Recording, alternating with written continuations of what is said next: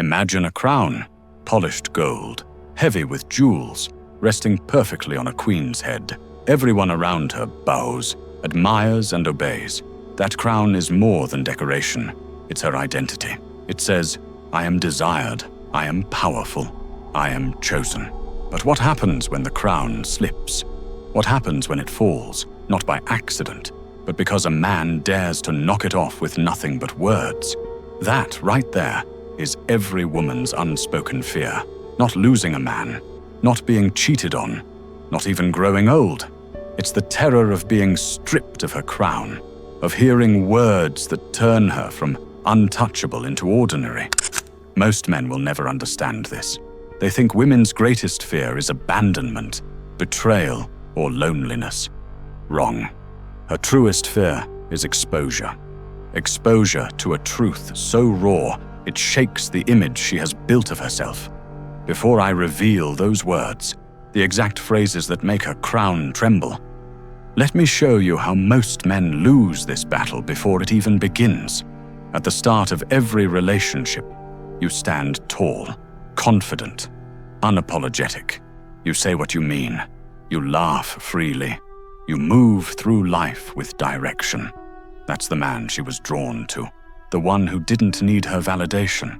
But over time, something happens. The little corrections, the subtle complaints, the rolled eyes when you're too much yourself. At first, you brush it off. Then you start adjusting, just to keep the peace. You stop laughing as loud. You apologize more often. You ask for permission when once you would have just acted. Months later, you realize you've become careful, cautious, neutered. You're no longer the man she met. You're her project, and she doesn't respect her projects. This is the cycle almost every man falls into. Start strong, then surrender piece by piece. Not because you're weak, but because you've been told that's what love requires. But here's the paradox. The more you bend, the less she respects you. The more you give in, the less she desires you. The more you try to keep her crown shining, the faster she begins to despise the very man holding it up. And here's the truth few men ever realize. It isn't arguments that destroy relationships. It isn't even betrayal. It's the moment you stop being the man she cannot bend. That's when the respect evaporates. I call this the crown effect. When her crown feels too safe, she stops seeing the king. The moment you risk knocking it off, not through violence, but through honesty, she is forced to see you as what she fears most, the man she cannot fully control. And in a strange, twisted way, that's exactly the man she craves. Because every woman's crown isn't made of gold or jewels. It's built from illusions. Illusions she projects, illusions she protects, and illusions she tests you against. The crown effect is simple. When you feed her crown with validation, it grows heavier, and you grow weaker. When you challenge the crown with truth, it begins to tremble, and she panics. The surest way to shake that crown is not through insults, not through anger, but through clarity. Words that cut deeper than any argument, because they reveal the one thing she never wants you to realize. You don't need her as much as she needs you. The first phrase every woman dreads is simple. I don't need anything from you. Why? Because a woman's power rests on the belief that she is your source of intimacy, your source of comfort, your source of validation. When you calmly tell her, I don't need anything from you, you don't just bruise her ego, you dismantle the entire foundation of her leverage. Picture it. She's frustrated, maybe accusing you of not caring enough. Most men defend, apologize, beg to prove they're invested. But you stay calm and say, I'm with you because I want to be, not because I have to be. That one sentence turns the dynamic upside down. You've moved from dependent to sovereign, and that scares her more than any threat of leaving. But that's only the beginning. The crown has more pillars holding it up, and each one must fall. The second phrase is just as devastating. Your beauty doesn't impress me. Think about it. From the time she was a teenager, her looks have been her strongest weapon. Compliments, stares, free drinks, endless attention, all of it reinforcing one message: beauty equals power. So when you're the one man who doesn't kneel before it, the crown shakes violently. This doesn't mean you insult her appearance. That's petty. It means you reveal indifference. When she fishes for reassurance, when she shows off, when she asks, "Do you think I'm prettier than her?" most men would fold. You don't. You say, "Looks fade. Your beauty doesn't impress me." It's who you are without the mirror that matters. Suddenly, her greatest weapon is dull in her hands. She can't trap you with what traps every other man. And then comes the death blow. I was happy before you, and I will be happy after you. Every woman secretly wants to believe she is the center of your joy, that without her, you'd be lost, broken, incomplete. It's why threats like, "You'll regret losing me," sting most men into submission, but not you. When she pushes, when she threatens, when she tests your attachment, you don't collapse. You stand firm and say, I was happy before you, and I'll be happy after you.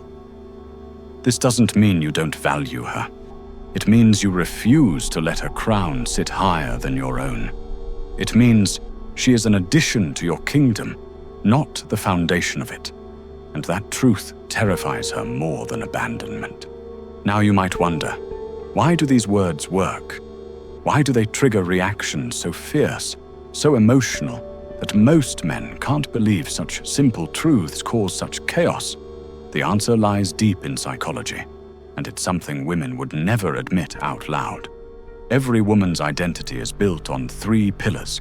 Utility, I provide something men need. Attraction, my beauty is my weapon. Centrality, I am the center of his joy. These pillars form her invisible crown. Think about what those 3 phrases just did. I don't need anything from you. Destroys her sense of utility. Your beauty doesn't impress me. Neutralizes her weapon of attraction. I was happy before you, and I'll be happy after you. Shatters her belief in centrality. You didn't insult her. You didn't belittle her. You just removed the illusions. And that terrifies her. Because without those illusions, she's ordinary. And being ordinary is her greatest nightmare. Let's see this in action. She accuses you. "You don't appreciate everything I do for you." Most men fall into the trap. They rush to reassure, You're kind, you're smart, you're funny. list her good qualities, prove their gratitude. That only feeds her crown. But you stay calm and say, I'm with you because I want to be, not because I have to be. silence, shock, anger, maybe even tears, but underneath all of that, respect. Because for the first time, she sees a man who doesn't need her crown to feel whole. Another scene. She's dressed up, fishing for validation. She asks, "Do you think I look better than her?" the average man smiles nervously, says, Of course, babe, you're gorgeous. hoping to avoid trouble. You? You lean back and answer, Looks fade. Your beauty doesn't impress me, it's how you carry yourself that matters. the crown shakes violently. Her beauty, the weapon she thought could enslave you, has no power here. And deep down, she knows you've just separated yourself from 99% of men. Final scene. In a heated argument, she throws the nuclear option. "Maybe I should just leave." Most men beg. They plead. They panic. You don't. You breathe, steady, and reply. I was happy before you, and I'll be happy after you. The crown doesn't just wobble, it cracks, because her last weapon, the threat of absence, just failed. You've revealed that her presence is a choice, not a necessity. Studies in evolutionary psychology reveal something fascinating. Women test men not to destroy them, but to measure them. Every push, every argument, every dramatic threat, it's all a search for one answer. Is he stronger than my storm? The paradox is this. If you crumble, she loses respect. If you attack, she feels unsafe. But if you stay calm and sovereign, if you remind her you don't need her, she feels both fear and desire. Because what terrifies her also attracts her. But even these phrases, independence, indifference to beauty, emotional sovereignty, they're powerful, but they're not the deepest cut. There is one final fear, the ultimate silence that no woman can withstand. A truth so heavy that when a man embodies it, the crown doesn't just slip, it disappears. Every woman's greatest unspoken fear is not losing you, it's losing your attention. Think about it. From the day she was old enough to be noticed, the world has revolved around her receiving male attention. Stares, compliments, invitations, validation. Attention is oxygen. It's how she knows she matters. It's how she confirms her worth. So what happens when you take that away?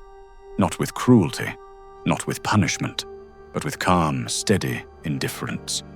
She shouts, you don't flinch. She cries, you don't rush. She threatens, you don't beg. She performs, you don't applaud. In that silence, in that refusal to be pulled like a puppet on her strings, she feels something she cannot tolerate. Irrelevance. Picture this. A couple sits at dinner. She tries to spark a fight, accusing him of not caring enough, of not being romantic enough. Most men, they defend, they argue, they try to win the debate. But this man simply smiles, eats his meal, and doesn't engage. You think this is funny? You always do this. You never take me seriously. How can you just sit there and smile? Minutes pass. No reaction, no spark, just calm presence. And suddenly, her weapon is useless because she finally realizes her words, her drama, her tests no longer have the power to move him. That silence, that's the moment the crown disappears. Neurological studies confirm this. Women's stress hormones actually spike when their emotional outbursts fail to provoke a reaction. It creates what's called a feedback void, a terrifying space where their usual tools don't work. This is why silence is so powerful, because silence tells the truth. I don't revolve around you. I am whole, with or without you, and your chaos no longer defines me. But here's the paradox. The silence that terrifies her is the very thing that can save her. Because when you refuse to feed her crown, you force her to step off the throne. You free her from the prison of being the center of everything. Without that burden, she can finally meet you as a partner instead of a queen. And that's when the relationship shifts from manipulation to respect. But here's the problem. Most men will never do this.